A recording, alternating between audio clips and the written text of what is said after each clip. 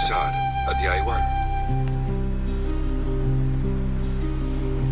भगवत गीता महाभारत के भीष्म पर्व का एक महत्वपूर्ण हिस्सा है जिसमें भगवान श्री कृष्ण ने अर्जुन को धर्म, कर्म और आत्मज्ञान का उपदेश दिया।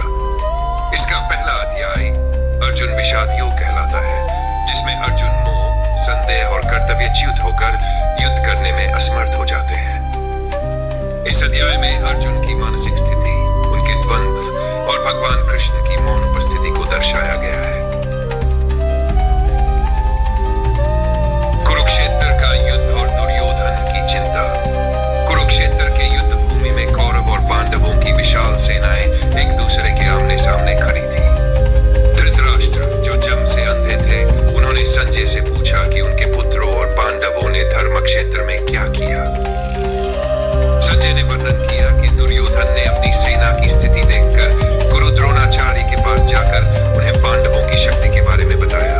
उसने भीष्म, कर्ण, कृपाचार्य, द्रोणाचार्य, अश्वत्थामा, विकर्ण आदि महान योद्धाओं का उल्लेख किया और अपनी सेना की विशालता पर गर्व किया।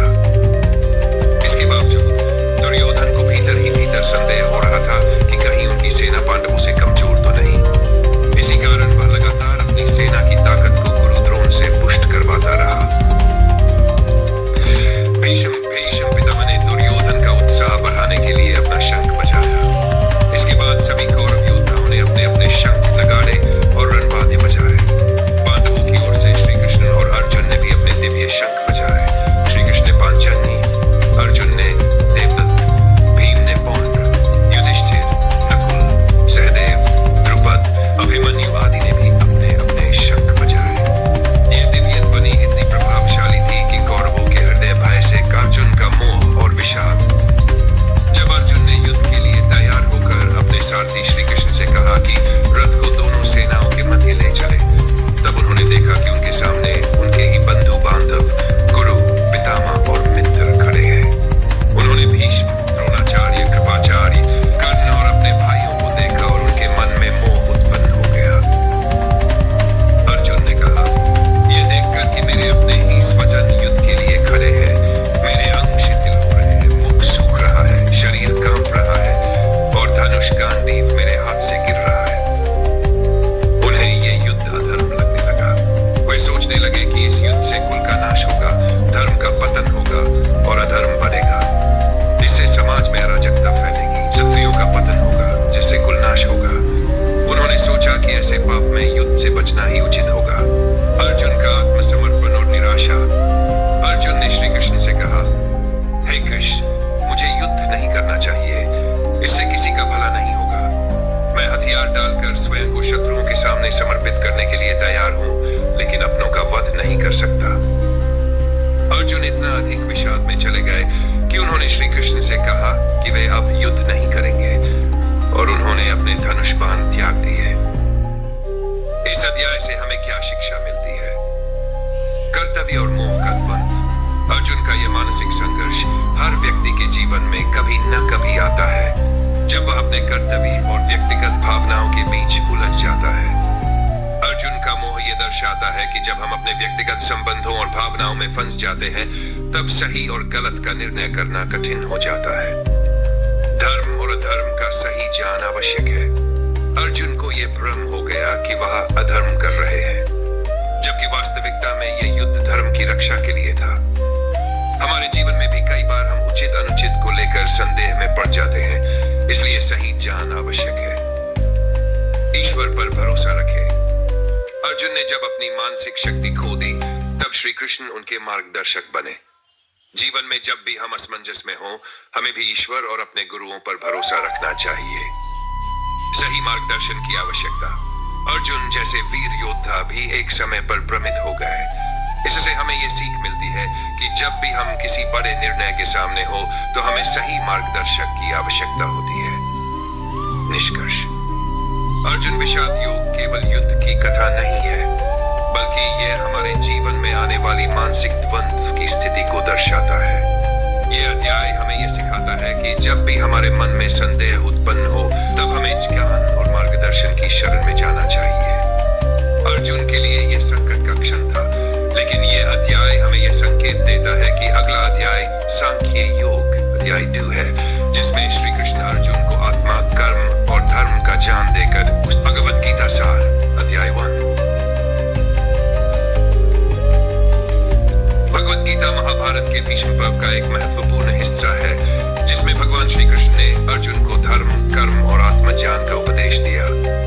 इसका पहला अध्याय अर्जुन विषाद योग कहलाता है, जिसमें अर्जुन मोह, संदेह और कर्तव्यच्युत होकर युद्ध करने में असमर्थ हो जाते हैं। इस अध्याय में अर्जुन की मानसिक स्थिति, उनके द्वंद्व और भगवान कृष्ण की मौन उपस्थिति को दर्शाया गया है। कुरुक्षेत्र का युद्ध और दुर्योधन की चिंता। कुरुक्षेत्र के युद्ध भूमि में कौरव और पांडवों की विशाल सेनाएं एक दूसरे के आमने सामने खड़ी थी। धृतराष्ट्र, जो जम से अंधे थे, उन्होंने संजय से पूछा कि उनके पुत्रों और पांडवों ने धर्म क्षेत्र में क्या किया। संजय ने वर्णन किया कि दुर्योधन ने अपनी सेना की स्थिति देखकर गुरु द्रोणाचार्य के पास जाकर उन्हें पांडवों की शक्ति के बारे में बताया। उसने भीष्म, कर्ण, कृपाचार्य, द्रोणाचार्य, अश्वत्थामा, विकर्ण आदि महान योद्धाओं का उल्लेख किया और अपनी सेना की विशालता पर गर्व किया। इसके बावजूद दुर्योधन को भीतर ही भीतर संदेह हो रहा था कि कहीं उनकी सेना पांडवों से कमजोर तो नहीं। इसी कारण वह लगातार अपनी सेना की ताकत को गुरु द्रोण से पुष्ट करवाता रहा। भीष्म पितामह ने दुर्योधन का उत्साह बढ़ाने के लिए अपना शंख बजाया। इसके बाद सभी कौरव योद्धाओं ने अपने अपने शंख, नगाड़े और रणवाद्य बजाए। पांडवों की ओर से श्री कृष्ण और अर्जुन ने भी अपने दिव्य शंख बजाए। श्री कृष्ण ने पांचजन्य, अर्जुन ने देवदत्त, भीम ने पौंड्र, युधिष्ठिर, नकुल, सहदेव, द्रुपद, अभिमन्यु आदि ने भी अपने अपने शंख बजाए। ये दिव्य ध्वनि इतनी प्रभावशाली थी कि कौरवों के हृदय भय से अर्जुन का मोह और विषाद। जब अर्जुन ने युद्ध के लिए तैयार होकर अपने सारथी श्री कृष्ण से कहा कि रथ को दोनों सेनाओं के मध्य ले चले, तब उन्होंने देखा कि उनके सामने उनके ही बंधु बांधव, गुरु, पितामह और मित्र खड़े हैं।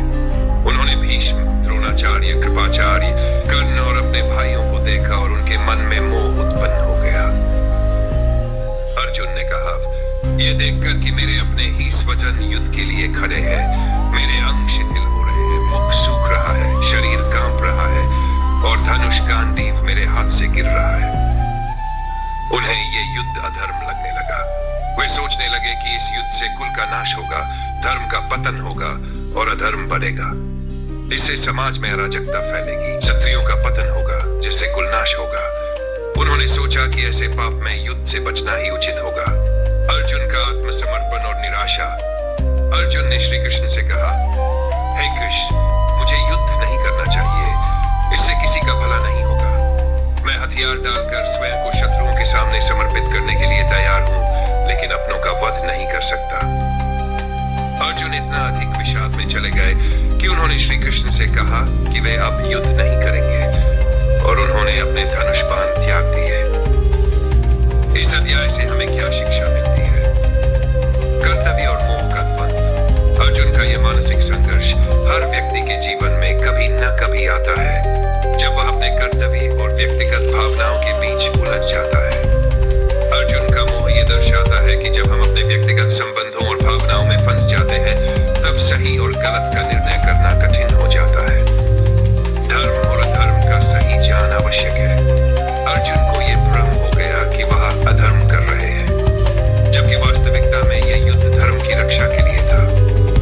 हमारे जीवन में भी कई बार हम उचित अनुचित को लेकर संदेह में पड़ जाते हैं, इसलिए सही ज्ञान आवश्यक है। ईश्वर पर भरोसा रखें। अर्जुन ने जब अपनी मानसिक शक्ति खो दी, तब श्री कृष्ण उनके मार्गदर्शक बने। जीवन में जब भी हम असमंजस में हों, हमें भी ईश्वर और अपने गुरुओं पर भरोसा रखना चाहिए। सही मार्गदर्शन की आवश्यकता। अर्जुन जैसे वीर योद्धा भी एक समय पर भ्रमित हो गए। इससे हमें ये सीख मिलती है कि जब भी हम किसी बड़े निर्णय के सामने हो, तो हमें सही मार्गदर्शक की आवश्यकता होती है। निष्कर्ष: अर्जुन विषाद योग केवल युद्ध की कथा नहीं है, बल्कि यह हमारे जीवन में आने वाली मानसिक द्वंद्व की स्थिति को दर्शाता है। यह अध्याय हमें यह सिखाता है कि जब भी हमारे मन में संदेह उत्पन्न हो, तब हमें ज्ञान और मार्गदर्शन